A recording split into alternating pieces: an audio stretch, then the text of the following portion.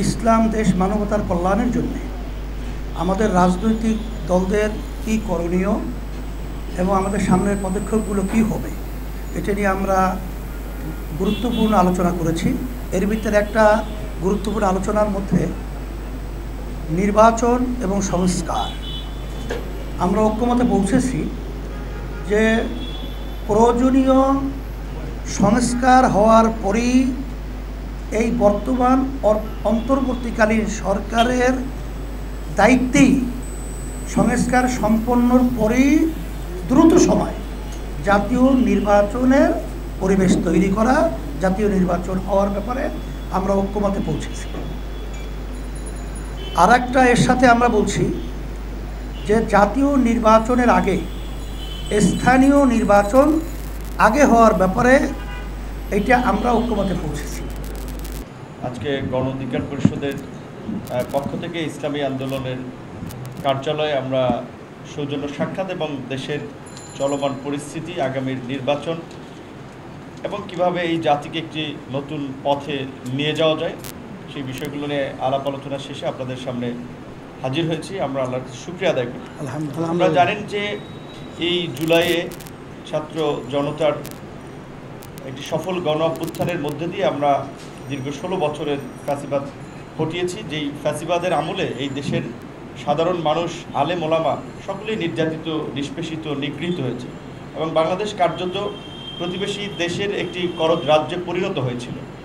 তো সেই জায়গা থেকে আমরা মনে করি যে এই দেশের কিছু মৌলিক সংস্কার ব্যতীত যদি আমরা একই পথে চলি তাহলে আবার এই দেশে নানান ধরনের সংকট তৈরি হবে, স্বৈরাচার তৈরি হবে, ফ্যাসিস্ট তৈরি হবে। সে কারণে আমরা মনে করি যে এই জুলাই গণ অভ্যুত্থানের যারা হত্যাযজ্ঞ চালিয়েছে, নির্মমতা চালিয়েছে, গণহত্যা চালিয়েছে, তাদের একটা দৃষ্টান্তমূলক বিচার হওয়া দরকার এবং একই সাথে এই গণহত্যার সাথে জড়িতদের রাজনীতি বাংলাদেশে অন্তত হওয়া উচিত না। আমরা তো ইউরোপ আমেরিকার চেয়ে ধরেন বেশি উদার না বলতে গেলে আর কি বিশ্ববাসীর চোখে।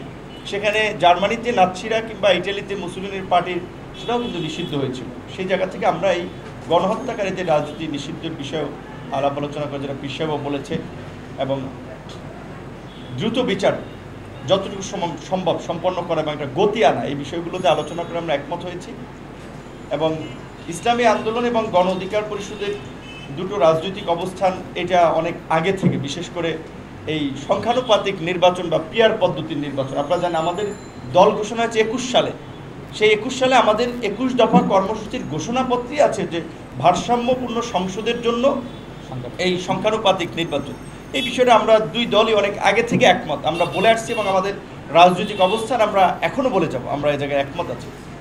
একই সাথে আপনারা লক্ষ্য করেছেন যে এই গণ অভ্যুত্থানের পরপরে আমরা বলে আসছিলাম যে ফ্যাসিবাদী আমলে অনুষ্ঠিত স্থানীয় নির্বাচনগুলো যারা ভোট ডাকাতির মাধ্যমে জনপ্রতিনিধি হয়েছে তাদের বিরুদ্ধে ব্যবস্থা নেওয়া দরকার, নির্বাচনগুলো বাতিল করা দরকার। সেক্ষেত্রে স্থানীয় নির্বাচন অনেক ক্ষেত্রে আংশিক বাতিল হয়েছে, কিছু ক্ষেত্রে পুরোপুরি বাতিল হয়েছে এবং গত 8 মাসে স্থানীয় সরকারের প্রতিনিধি না থাকায় মানুষ কিন্তু ব্যাপক ধরনের সেবা পেতে ভোগান্তির শিকার হচ্ছে এবং কিছু লোক জোর জবরদস্তি করে এই সমস্ত জায়গাটা আধিপত্য বিস্তার করছে। সেই জায়গা থেকে আমরা বলছি এই স্থানীয় নির্বাচনগুলো হওয়ার মধ্যে দিয়ে জনগণ একটা স্বস্তি পেতে পারে। যেহেতু জাতীয় নির্বাচনের আগে সংস্কার হবে, তার জন্য কিছুটা সময়ের প্রয়োজন, জাতীয় ঐক্যমত্য প্রয়োজন, অন্তত তার আগে স্থানীয় নির্বাচনটা হতে পারে। এই বিষয়ে আমরা দুটো দল আমরা একমত হয়েছি।